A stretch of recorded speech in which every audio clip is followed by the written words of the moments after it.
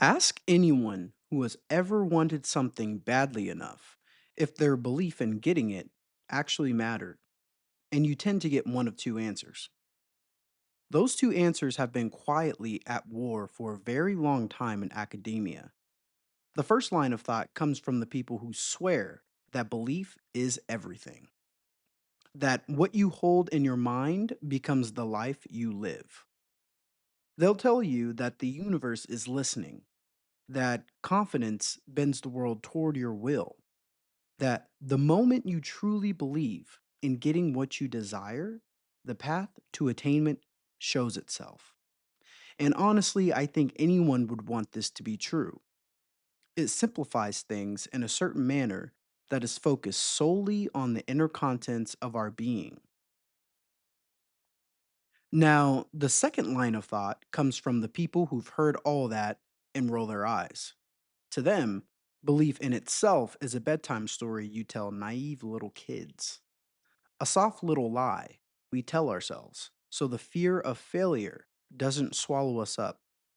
To them, what actually moves the needle is skill, timing, and the cold reality of life circumstances. The work and factors of life is what leads to us gaining our desired reality. When this camp hears someone talking about manifesting a future, the word that probably comes to mind is delusion. So there it is. You have the dreamer and the skeptic standing on opposite sides of the same question, both of them certain of their ideology, as we often see. But what almost nobody notices is that they're both reaching for the same thing. They both want the arrow to point one way. They want to know if belief causes the results we get in life, or does the result come first and belief becomes a byproduct of our success? If you can figure out which way the arrow flies, you can aim it. A one way arrow is something you can control, and control is what we're really after in life, underneath all of the intellectual searching. When researchers actually dug into this argument, when they studied the link between believing in yourself and performing well, they found the connection they expected. People with a stronger sense of their own capability do tend to push harder, last longer, and come out ahead. The belief seems to feed the result, except when they looked closer, the arrow turned around and pointed the other way too, because performing well and succeeding at something does build belief just as powerfully as belief builds success, sometimes even more. People win, and the winning has a way of convincing them. It's easy to feel good about yourself if your output leads to the desired outcome. It's like the universe is responding to you directly. You convince yourself through results, and the conviction helps you win again in the future. But if you'll notice, there were two sides to this camp. Run the numbers, and the causation refuses to sit only on one side. It points forward and backward at the same time. For a long time, people treated that as a problem, a mess in the data to be cleaned up. Somebody had to be right, the dreamer or the worker, the belief of success or the proof of success. But the polarity here was never a flaw in the measurement or the results. The polarity was the truth trying to show you its actual nature, which is organic and bigger than one lane. And this is the thing that I keep coming back to. We map the world like it is linear, a cause here, an effect there, and a straight line traveling through them. But the world we actually live in is more of an interconnected web of spirals.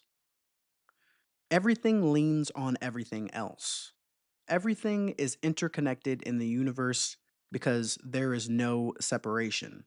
So, in that case, belief of success and evidence of success aren't always in the same order because the complexity of life dictates that. It's a loop, an event or a state of being that feeds back into the other. For most of history, we pictured the brain like a camera. In this view, the world pours in through the senses. The brain records what's happening, and that is about it. You open your eyes, and reality arrives at your doorstep. But that picture is wrong, and the truth is far stranger and far more useful.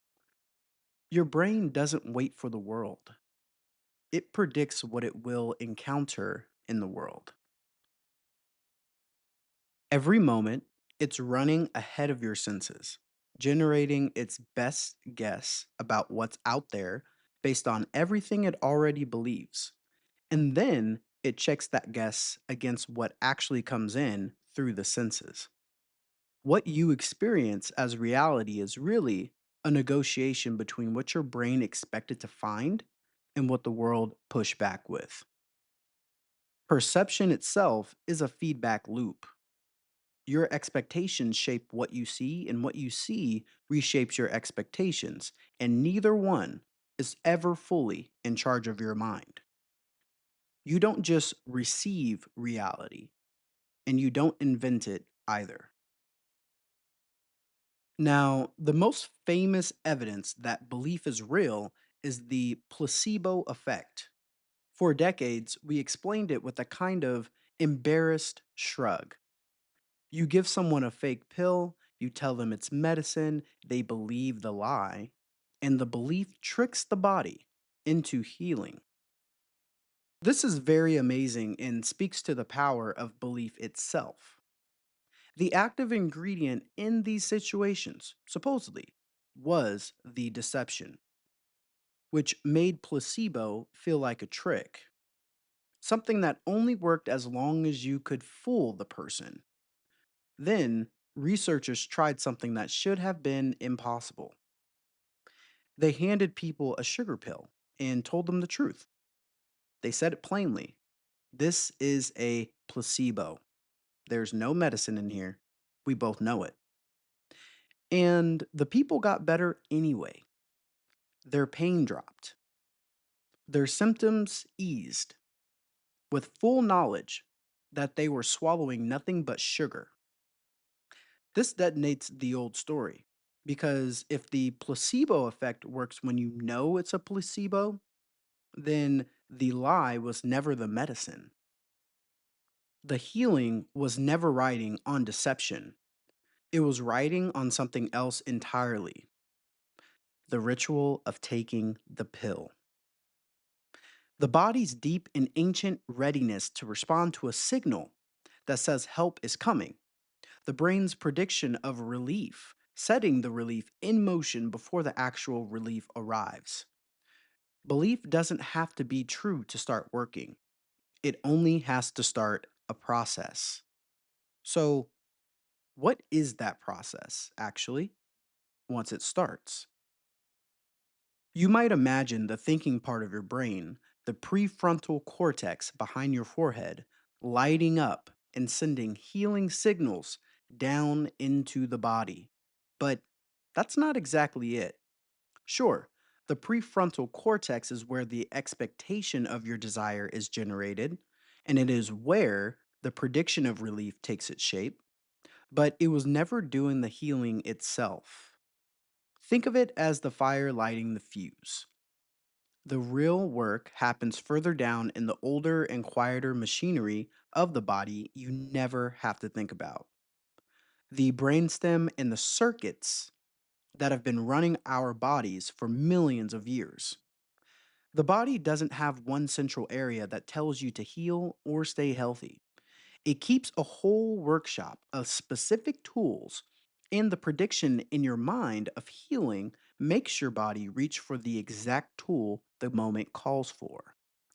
When you expect relief from pain, the brain sends a signal down through the spinal cord that closes a gate on that pain before it ever reaches you, and it floods the body with its own natural painkillers, the same chemical family as morphine, brewed by the body itself.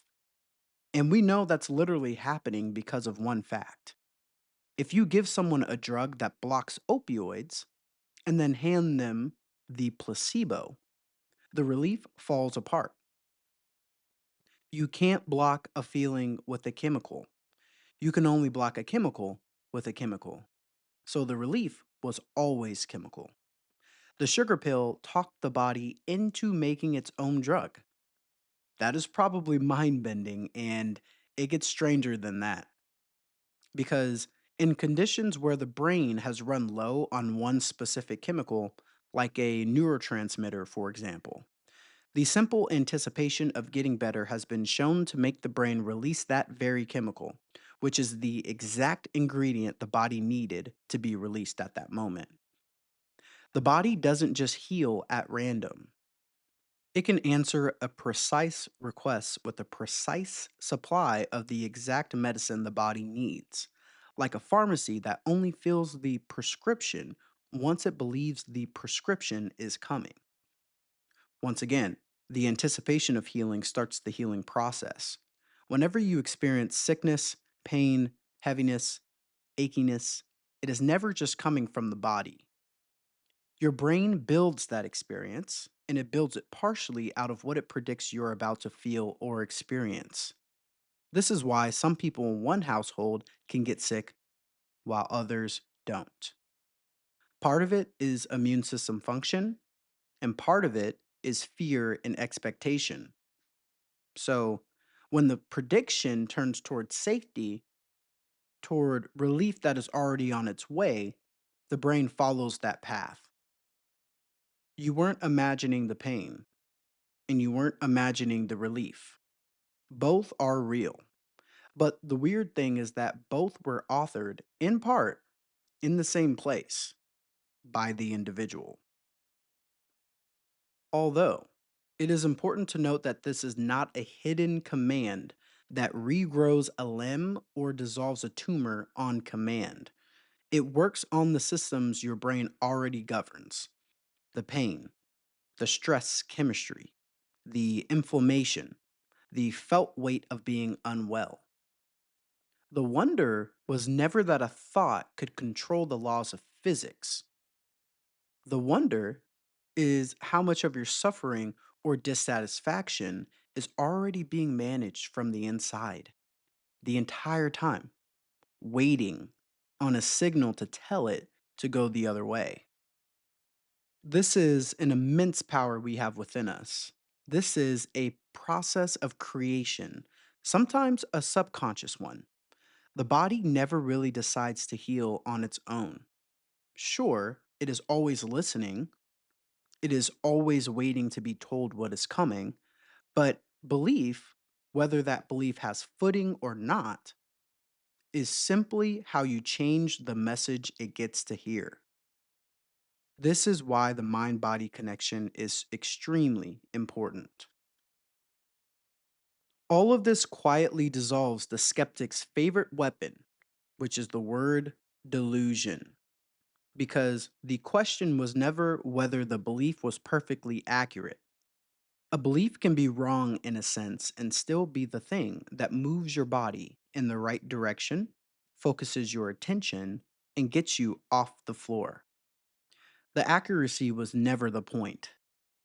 What the belief sets in motion is the point.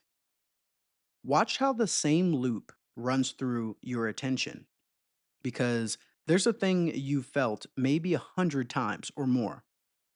You decide you want a certain car or a certain possession, and suddenly that possession is everywhere, on every street, at every store that you go to.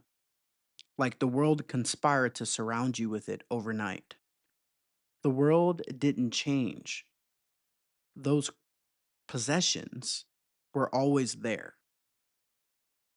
What changed is that your brain got a new instruction about what matters, and it quietly started lifting that pattern out of the noise of the world and handing it to you.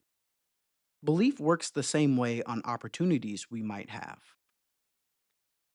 Belief doesn't create chances for success out of thin air. It tunes your mind to the opportunities of success that were already sitting in the room with you, the ones you are walking past blindly. And then your action is what reaches out and turns a possibility into a thing that actually happens. This is momentum. So look at where we are now. The dreamer was right. Belief genuinely shapes the life you end up living. And the skeptic was right too. It was never the universe rearranging itself around your wishes. It was attention and physiology and effort and prediction. Both of them were holding something true.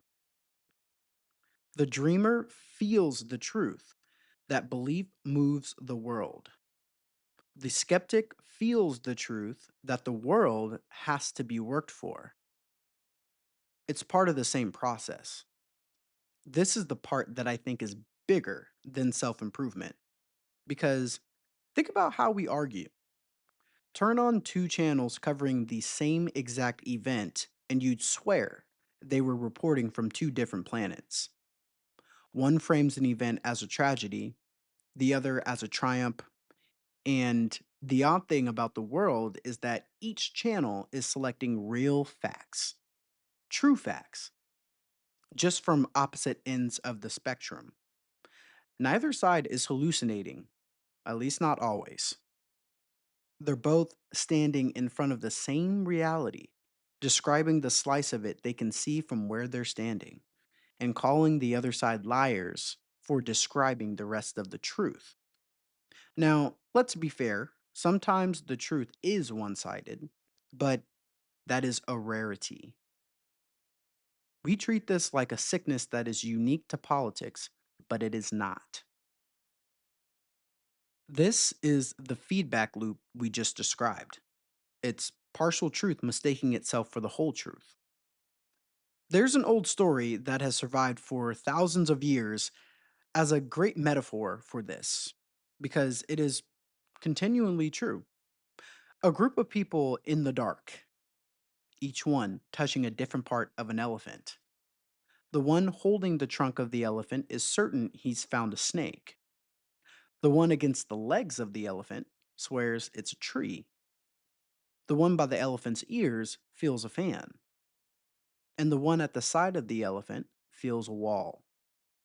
Every one of them is reporting honestly. Every one of them is also completely wrong about the animal because each has confused the piece in their hand for the whole creature standing in front of them. And the cruelest detail in that story is that they start to fight, not because anyone is lying, but because each one can feel with total certainty that they are right. And they are about their piece of the puzzle, about what they feel in the moment. Even the entire field of physics got humbled by this reality. For ages, the great minds fought over what light truly was, a wave or a particle. And they were sure it had to be one or the other, because how could it possibly be both? The answer the universe finally gave physicists was essentially yes, it's actually both. Look at light one way and it behaves like a wave. Look at light another way and it behaves like a particle. What you find depends on how you choose to look, which is fascinating. In fact, light was never actually a wave or a particle to begin with. Light is a third kind of thing that has no proper match in ordinary experience. When you leave it alone, light spreads and ripples and overlaps with itself the way a wave does, behaving like a field of pure possibility. When you force it to give a definitive answer about where it actually is, you always get a single dot, one clean hit, the way a particle would. So the wave is displaying everywhere it could be, and the particle is the single thing you get served once you make it choose. Different experiments are just asking it different questions, and it answers in the only language that question allows it to respond. The mysterious part of this is why the simple act of measuring light forces that choice at all. Why does looking at light collapse the whole cloud of possibilities into one actual location? That is one of the deepest unsolved questions in physics. We can predict the behavior with almost perfect precision and still not agree on what it means underneath. Most importantly, the demand that light commit to a single identity was never a demand the universe agreed to. The most rigorous, hard nosed discipline we have, which is physics, had to swallow the same medicine. The truth is that reality is under no obligation to be simple just because simple is easier for us to hold. The world and its processes are extremely complex, and we can hold just a fraction of what's truly out there. You can feel it in the oldest argument about human nature, also. Are we strictly made by our environment and shaped by everything that happens to us? Or do we shape ourselves solely through the choices we make, despite what happens to us? People have planted flags on both sides for centuries.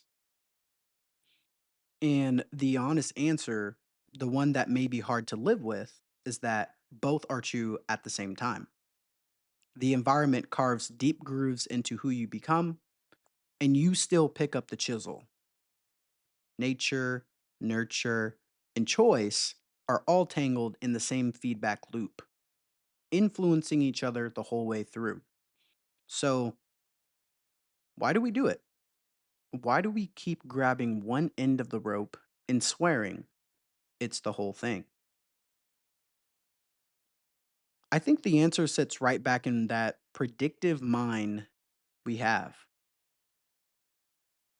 A mind built to forecast the world hates not knowing. Uncertainty doesn't register as a fun puzzle, it registers as a threat to our existence, a gap in our knowledge where danger could be hiding, and a clean, one way answer to life's mysteries make that gap disappear. You pick a side, and the world snaps into place.